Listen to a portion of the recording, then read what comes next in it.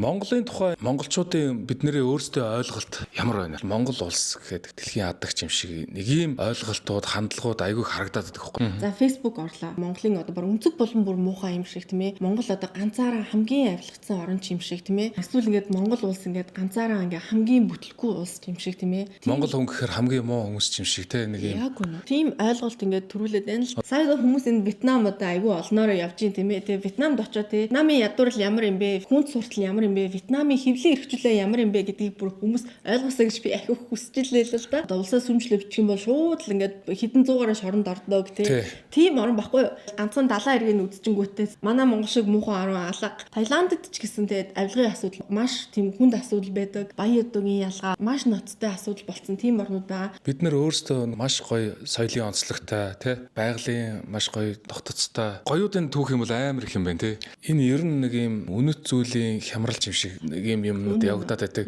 Ягаад Монголоос бүр зайлахын төс болж ийн энэ төр гэдэг нэг тийм мессежүүд их яваад байдیں۔ те. Би тэр нэг соронзон гишүүн гэдэг хошигноод яваад байгаа охиныг блоклцсан байхгүй юу? Эхэндээ үзээд ингээл амар хөвгчлөлтөө санагдаад сүүлдээ үзээд ийсэн чинь нэг л биш ээ. Би ямар муухай улсад амьдарч байгаа юм бэ те? Би ямар бүтлгүй газар амьдарч байгаа юм бэ гэсэн нэг тийм мессеж аваад идэг. Тэр их хурлын гишүүний бүр заваан ёс зүйн байдлыг байх ёстой их юм хэмжээ юм шиг харуулдаг байгаа байхгүй. Яг үнэн тийм те. Бүх гишүүд тийм юм шиг тийм ээ. Харин шүүмжлээд байгаа юм шүү гэж хүмүүс хэлэх байх. Гэхдээ үгүй те. Энэ бол нөгөө айгүй муухай мессеж өгöd бид нарыг инээлгээд байгаа бүр ингээд энэ дасгаад байгаа байхгүй юу? Английн парламентын гишүүн одоо парламентын хурал дээр ингээ уцаараа порно үзэж байгаа ингээд гарч ирээд бүүн сенсац болсон байхгүй юу? Тэгэхээр аль ч улс оронд тийм жоохон чадвар муутай парламентын гишүүд байдаг.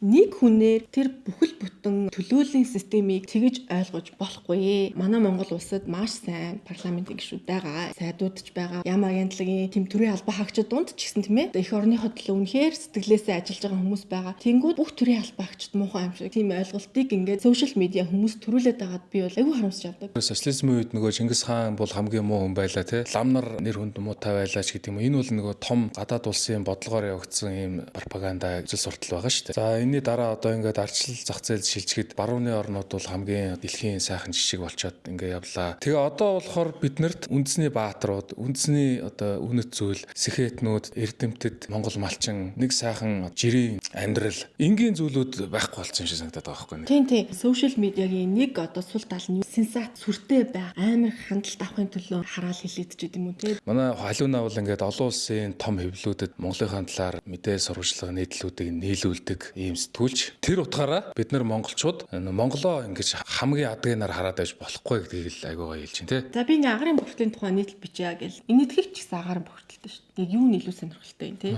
За Бангладеш тийм ээ. Төгжрөл яриа гэхээр те. Тэгээ төгжрөл яриа гэхээр зүүн өмнөд Азийн орнууд бол бүр амар төгжрөл. Индонезид амар төгжирж байгаа хүн Улаанбаатарын төгжрөлийн тухай англиар уншиг гэвэл юу сонирхолтой юм. Гэх мэтчлэн авилга яриа гэл бүгд л байж байгаа шүү дээ те. Бүр амар. Бүр амар те. Одоо манай авилгын юунууд ч бүр жижиг хэмжээнд байхгүй те. Хэдэн сая доллараар яригдчихэж байгаа бол Малайзд бүр хэдэн тэрбум доллараар яригдчихэж байгаа. Тэгэхээр бид бол адаг биш юм аа гэж те.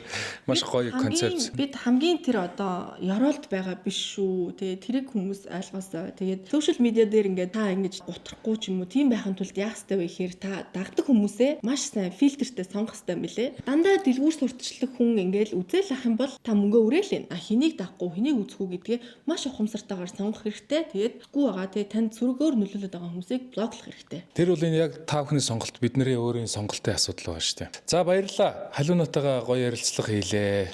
Баярлалаа.